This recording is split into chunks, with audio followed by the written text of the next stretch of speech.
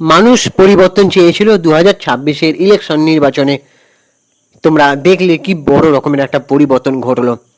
এবারে টলিউড ইন্ডাস্ট্রির কি হাল হবে, মানে টলিউড ইন্ডাস্ট্রিতে নাকি অভিযোগ আছে স্বরূপ বিশ্বাস অনেককে কাজ করতে দেয় না, অনেককে চেপে দেন, নতুনদের উঠে আসতে দেন না, আর মানে ডিরেক্টরদেরও তার উপর অনেক রকম অভিযোগ আছে। দেবদার সঙ্গে বেশ কয়েকবার ঝামেলা লেগেছে। তবে এবারে কি হবে, কারণ অরূপ বিশ্বাস তো হেরে গেছেন, স্বরূপ বিশ্বাসের দাদা অরূপ বিশ্বাস তিনি টালিগঞ্জে হেরেছেন, তার উল্টো দিকে বিজেপির পাপিয়া অধিকারী জিতেছেন। তো এবারে টলিউড ইন্ডাস্ট্রির কি হাল ভালো হবে, মানে হাল আরও ফিরতে চলেছে যেরকমটা আগে ছিল। রাজনীতি মুক্ত টলিউড ছিল, কিন্তু ইন্ডাস্ট্রিতে এতটা প্রভাব পড়েনি। তো এবারে কি হতে চলেছে সেটা নিয়ে আজকে আলোচনা। দেখো, টলিউড ইন্ডাস্ট্রির যে সবাই কলাকুশলীরা রন্ধে রন্ধে রাজনীতিতে যোগদান, সেটা একেবারেই সমর্থনযোগ্য নয়। ঠিক আছে, তবে এবারে পাপিয়া অধিকারী জিতলেন, তিনিও একজন আর্টিস্ট, কিন্তু তিনি অনেক দিন ধরে সেরকমভাবে কাজ পান না, সেটা যতদূর জানা যায়। আজকে সেটা নিয়ে আলোচনা করব, ঠিক পাপিয়া অধিকারী এগুলো নিয়ে কি বলছেন, টলিউডে ঠিক কী কী পরিবর্তন আসতে চলেছে আজকের আলোচনা। আমি সুপ্রিয় রয়েছি তোমাদের সঙ্গে। তোমরা একটা রিকোয়েস্ট করছি তোমাদের কাছ থেকে যে আমাদের ইউটিউব চ্যানেলটাকে একটা সাবস্ক্রাইব করে দাও, ভিডিওটাকে একটা লাইক দাও, পুরো ভিডিওটা স্কিপ না করে দেখো। দেখো, পাপিয়া অধিকারী যতদূর জানি উনি একজন ভালো মানুষ। একটা ইভেন্টে গেছিলাম, ওনার সাথে আমাদের দেখা হয়েছিল। আমি আর আমার ওয়াইফ যখন আগে সেলিব্রিটি কভারেজটা করতাম খুব, তো এখন তো আর সেরকমভাবে করি না, নিজেদের মতন ভিডিও বানাই। আর একটা ইভেন্টে গেছিলাম আমরা, সেখানে পাপিয়া অধিকারী ওনার সঙ্গে দেখা হয়েছিল। উনি আমাদেরকে একটা মানে ওনার ইন্টারভিউ নিতাম, বাইট নিতাম, কিন্তু আমাদের রাত হয়ে গেছিলো বলে আমাদের চলে আসতে হলো। উনি তখনও বেরোননি, কিন্তু আর নেওয়া হলো না। এবারে হলরুমে যে একটা শো চলছিল সেখানে আর নেওয়াটা সম্ভব হয়নি। তবে খুব তাড়াতাড়ি হয়তো এই পাপিয়া অধিকারী ম্যাডামের সঙ্গে দেখা করতে চলেছি, সেটা চেষ্টা করব সময় পরে। জানবো ওনার কাছে অনেক কথা। তার আগে জেনে নিই যে অবশ্যই হ্যাঁ, পাপিয়া অধিকারীকে ওনাকে কংগ্রাচুলেশন জানাই, আর সামনাসামনি কংগ্রাচুলেট করতে পারলে ভালো লাগবে। আফটার অল টালিগঞ্জের তিনি প্রার্থী হয়ে জিতেছেন, তার মানে টালিগঞ্জের মানে টলিউডের আমূল পরিবর্তন হয়তো ওনার হাত ধরে আসতে চলেছে। কিছু সিস্টেম যেগুলো মানে টলিউডের কলাকুশলীরা মেনে নিতে পারেনি, সেই সিস্টেম কি উড়ে যাবে। তবে দেখুন, পাপিয়া অধিকারী বলছেন যে এর মধ্যেই পাপিয়া অধিকারী বাড়িতে সবাই কংগ্রাচুলেট তো করছেন, প্লাস শিল্পী টেকনিশিয়ানরা আসছেন, বিভিন্ন অভিযোগও জানাচ্ছেন। পাপিয়া অধিকারী যোগ করেন যে অবিশ্বাসেরা মানে অরূপ এবং স্বরূপ মিলে যে বাতাবরণ তৈরি করেছিলেন তার পরিবর্তন হবে, সবাই কাজ করবেন একসঙ্গে। আগামী দিনে কি পাপিয়াকেও পর্দায় দেখা যাবে, মানে ম্যাডামকে? তিনি বললেন যে আমাকেও তো বাধা পেতে হয়েছে, নিশ্চয়ই সুযোগ এলে অবশ্যই অভিনয় করব, কিন্তু এখন তো অনেক দায়িত্ব, গুপি চুপি শুটিং যা যা নিয়ে স্টুডিওর শিল্পীদের অভিযোগ ছিল এগুলো কিছুই থাকবে না। মানে ওনার কথা এবার স্পষ্ট হয়ে গেল যে উনিও বাধা পেয়েছিলেন, মানে বাধার সম্মুখীন হয়েছিলেন কাজ করতে গিয়ে হয়তো। এখন তিনি বলছেন অভিনয় করব সুযোগ পেলে, কিন্তু তার এখন অনেক বড় একটা দায়িত্ব হয়ে গিয়েছে, কারণ তিনি টালিগঞ্জের একজন বিজয়ী প্রার্থী, আর টালিগঞ্জের ক্ষমতা তার হাতে। তো সেই গুরু দায়িত্বটা সামলাতে হবে, প্লাস তিনি যদি সময় পান অভিনয় অবশ্যই করবেন। কিন্তু তিনি যে বলছেন যে গুপি চুপি শুটিং জানিয়ে স্টুডিও শিল্পীদের অভিযোগ ছিল, এখন সেগুলো থাকবে না, মানে এখন তাহলে কি শিল্পীদের স্বাধীনভাবে কাজ করার দরজাটা কি খুলে গেল? এটা কিন্তু অনেকটা আশ্বাস পাওয়া গেল। তো অনেক শিল্পীদের অভিযোগ ছিল যে রাজনৈতিক দিক থেকে ভিন্ন মতাদর্শের হলে কাজ পাওয়া কঠিন হয় টলিউডে। পাপিয়ার আমলে কি সেই ভয় থাকবে না? তারাও কি নিশ্চিন্তে কাজ করতে পারবেন? তো পাপিয়া অধিকারী ম্যাডামের স্পষ্ট উত্তর যে নিশ্চয়ই পারবেন। রাজ চক্রবর্তী থেকে যারা আছেন সবাই নিজেদের মতো করে কাজ করতে পারবেন। সিনেমা ধারাবাহিকের কাজের সঙ্গে তো রাজনীতির রঙের কোনো যোগ নেই। একই সঙ্গে ব্যান্ড সংস্কৃতি আর থাকবে না বলে দাবি পাপিয়া অধিকারী। তিনি যোগ করেন, দেবকে ধন্যবাদ জানাই যে অনির্বাণ ভট্টাচার্যের জন্য এত লড়েছে, এবার অনির্বাণ ঠিক করবে কি ওর সঙ্গে কাজ করতে চায় কিনা। গত 1 মাসের বেশি সময় ধরে 24 ঘন্টা কাজ করেছেন পাপিয়া অধিকারী। 2 মেয়ে এবং স্বামীরও প্রচুর সাহায্য পেয়েছেন। তিনি বললেন শান্তি পেয়েছি, বজ্জাত রাক্ষসগুলোকে যে মারতে পেরেছি তাতেই আমি মানুষের কাছে কৃতজ্ঞ। সবাইকে ধন্যবাদ। এই কয়েক মাস প্রতিদিনই দই চিড়ে খেতেন, আর জয়ের হাসি হেসে অনেকদিন পর দই ভাত এবং ঝিঙে পোস্ত খেয়েছেন বলে জানা যাচ্ছে। অনেক কাজ রয়েছে হাতে, তার মধ্যেও পরিবারের সবাইকে নিয়ে একদিন খাওয়া দাওয়া করবেন বলে ঠিক করেছেন পাপিয়া অধিকারী।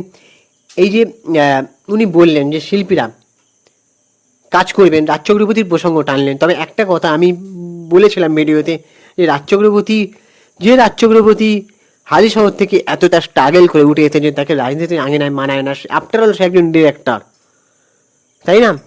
আর দেখো, আমি বিরোধিতা করেছি সেলিব্রিটিরা কেন রাজনীতিতে যাবেন। দেখো, প্রকৃত জনসেবা যদি করার ইচ্ছে না থাকে তাহলে আমার মনে হয় আসা উচিত নয়। রাজ চক্রবর্তী মানুষের জন্য ঠিক কতটা কাজ করেছেন আমার ঠিক জানা নেই, হয়তো করেছেন, আমি জানি না। দেখো, রাজ চক্রবর্তীর পতন হওয়াটার পলিটিক্সে অনেক কারণ আছে। সেটা হচ্ছে, প্রথম কথা হচ্ছে তিনি এক নাগারে কপি করে যেতেন একটা সময় সিনেমাগুলোকে। তারপরে ওনার আরও ভুল আছে। উনি যখন এতটা স্ট্রাগল করে এলেন, ওনার উচিত ছিল নিজের সিনেমার রুচি বদলানো, দর্শকদের সাথে তাল মিলিয়ে। সেটাতেই তিনি পড়ে থাকতে পারতেন। তিনি রাজনীতিতে গেলেন কেন? একটা ডিরেক্টরের নায়কের থেকে অনেক কাজ থাকে, রিসার্চ করতে হয়, স্ক্রিপ্ট লেখার কাজ, অনেক কিছুতে মাথা ঘামাতে হয়। উনি সেটাই করতে পারতেন। উনি কি খুব ভালো ছিলেন না? দর্শকরা যে জায়গাটা এনেছেন সেই জায়গাটা রেসপেক্ট করতে হয় ন্যূনতম। তারপরে তিনি যখন মেসি কাণ্ড হলো শুভশ্রী গাঙ্গুলির সঙ্গে, তখন তিনি শুভশ্রী গাঙ্গুলির হয়ে কার নামে থানায় অভিযোগ জানিয়েছিলেন। অবশ্য সেটাতে তিনি বলেছেন ওই যে শুভশ্রী গাঙ্গুলির নাকি অ্যাটাক এসেছিল। যদি খুব মানে দেখো, শুভশ্রী গাঙ্গুলিকে পার্সোনালভাবে অনেকে খারাপ যদি অ্যাটাক করে থাকে, সেটার আমি কখনোই সাপোর্ট করি না, ঠিক আছে। কিন্তু মেসির সঙ্গে ছবি তোলা নিয়ে রাজ চক্রবর্তী যেটা পুলিশের দ্বারস্থ হয়েছিলেন, কার বিরুদ্ধে, তিনি বলছিলেন যে শুভশ্রী গাঙ্গুলির সঙ্গে শুধু কেন, কারোর সঙ্গে যদি কোনো নারীর সঙ্গে যদি হয় তিনি নাকি চোখ জিপ টেনে তুলে নেবেন। কিন্তু যখন অভয়ার সঙ্গে এরকম হয়, অভয়া কাণ্ড ঘটে বা আরও যে নারীদের সঙ্গে হয়, তখন তিনি চুপ থাকেন কেন? এমনটা সবাই দাবি করেছিল, অভিযোগ তুলেছিল, সোশ্যাল মিডিয়ায় লেখালেখি হয়েছিল যে বউয়ের বেলায় শুধু কথা এত, কিন্তু অন্য নারীদের বেলা নয় কেন? তো এই জায়গাটায় একটা হলো। তারপরে হচ্ছে তিনি কনফিডেন্স নিয়ে ফেলেছিলেন যে আমি জিতবই। এমনকি দেবদার মুখেও আমি এই কথাটা শুনেছিলাম। দেবদারও প্রচুর ভুল আছে, ঠিক আছে। একজন সিনে ব্যক্তিত্ব হিসেবে দেবদাকে এগুলো মানায় না কখনোই। তাহলে এবার কি হবে এবারে? দেখো, ক্ষমতা মানুষের হাতে চিরকাল থাকে না। একটা কথা জানতে হবে, থেকে যায় মানুষের কাজগুলো, সৃষ্টি, এগুলো থেকে যায়। ক্ষমতা আসবে যাবে। তারপরে রাজ চক্রবর্তী ওই যে প্রচারে তিনি শুভশ্রী গাঙ্গুলিকে টানলেন নিজের বউকে। সেখানে শুভশ্রী গাঙ্গুলি যাওয়াটা কতটা ঠিকঠাক আমার মনে হয় না। তারপরে আইপিএস অজয় পাল শর্মাকে নিয়ে নানান রকম মন্তব্য করলেন। আমি সেটা নিয়েও ভিডিও বানিয়েছিলাম। আমার ওখানে একটা কথা বলতে ভুলে গেছিলাম, যে মা দুর্গার সাথে কোনো মানুষেরই, মর্তের মানুষের সঙ্গে তুলনা হয় না। মা দুর্গা, ঠিক আছে। মা দুর্গার অবিকল রূপ আর হয় না। তাই মা দুর্গার নাম সাথে মানুষের সাথে কম্পেয়ার করাটা ঠিক হয় না।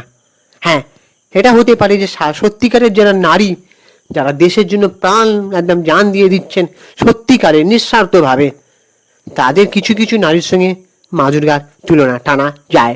বলা যায় যে ইনি মা দুর্গার মতন প্রতিবাদ করেছেন, কিন্তু তাকেও কখনোই পুরোপুরি মা দুর্গা বলা যায় না। এখানে আমি কখনোই কোনোভাবে মমতা ব্যানার্জিকে অসম্মান করছি না, কিন্তু মা দুর্গার জায়গায় আছেন। সেখানে তিনি মমতা বন্দ্যোপাধ্যায়কেও অপমান করেছেন, শুভশ্রী গাঙ্গুলি আইপিএস অফিসারকেও অপমান করেছেন। এই যে ভুলগুলো শিক্ষা নিতে হয়। আমার মনে হয় এখন যাত্রা বদল না করে, মানে পালা বদল না করে সিনেমা ইন্ডাস্ট্রিটাকে বাঁচানো। অনেক হয়েছে, অনেক হাসি ঠাট্টা তামাশা হয়েছে, বাইরের ইন্ডাস্ট্রির লোকেরা হাসাহাসি করছে। জানি না এটা পাপিয়া অধিকারী ম্যাডামের হাত ধরে কতটা উন্নতির দিকে যাবে টলিউড ইন্ডাস্ট্রি। তবে আমার মনে হয় এটা শুধুমাত্র পাপিয়া অধিকারীর দায়িত্ব নয়, এটা বিভিন্ন কলাকুশলীর দায়িত্ব। প্রসেনজিৎ চ্যাটার্জি, জিদ্দা, এনাদেরকেও এবারে এগিয়ে আসতে হবে। মানে প্রসেনজিৎ চ্যাটার্জি তো লড়ছেনই, জিদ্দা নিজের মতন চেষ্টা করছেন। দেবদা এতদিন পলিটিক্সে ছিলেন, এবারে সাধারণ মানুষ একটাই দাবি জানাচ্ছে, দেবদাকে এবারে পলিটিক্স থেকে বেরিয়ে যেতে সিনেমা বানানোর দিকে মন দিতে হবে। অনেক হয়েছে। দেবদা প্রচার শেষ করে সঙ্গে সঙ্গে 107-এর শুটিং করে দিয়েছেন। কি ভেবেছিলেন যে দল জিতে যাবে আবার আমি নিশ্চিন্তে সিনেমা করব করব? দেখো, সাধারণ মানুষ কিন্তু পরিবর্তনটা চেয়েছে। এত কনফিডেন্স থাকা ভালো নয়, ওভার কনফিডেন্স থাকা, ঠিক আছে? সাধারণ মানুষের যখন দেখা যায় কোনো প্রবলেম হচ্ছে, অসুবিধা হচ্ছে, তো সাধারণ মানুষের কথাটা ভাবা উচিত। দেবদা তো ঘাটাল মাস্টার প্ল্যানটাও করে উঠতে পারলেন না। বারবার বলা হচ্ছে ঘাটাল মাস্টার প্ল্যান হবে, কিন্তু হলো কি? আমার মনে হয় দেবদার প্রথম থেকেই অনেক আগে দিয়ে পলিটিক্স থেকে রিজাইন নিয়ে নেওয়া উচিত ছিল, সিনেমার দিকেই থাকা উচিত ছিল। এবার দেখো, এই ভিডিওর মাধ্যমে কাউকে আক্রমণ বা কাউকে ছোট করছি না, বা কোনো দলকে, কোনো পার্টি দলকে আমি মানে অসম্মান করছি না। সব দলের প্রতি রেসপেক্ট আছে, যে কোনো দলকে। বিজেপিও যে এখানে জিতেছে, বিজেপিকেও কাজ করতে হবে সাধারণ মানুষের হয়ে, কারণ সাধারণ মানুষ যখন তখন কিন্তু রায় পাল্টে দিতে পারে, এটা কিন্তু মানতে হবে। যারা হাত নেড়ে নেড়ে পার্টি দলের প্রচার করেন, আর এখন তো আর একটা জিনিস দেখছি, অঙ্কুশ হাজরা বলছেন যে পলিটিক্সটা যেন আর না থাকে টলিউডে, কিন্তু তিনিই তো একটা দলের হয়ে প্রচারে গিয়েছিলেন, নিজেকে ধরে রাখতে পারলেন না। ইভেন পরম মতকেও দেখছিলেন তাই বলছে। তার মানে কারা কারা পাল্টিবাজ হচ্ছে এবার বলো? সবাই তো তাই বলছে। এই জিনিসগুলো আর করবেন না।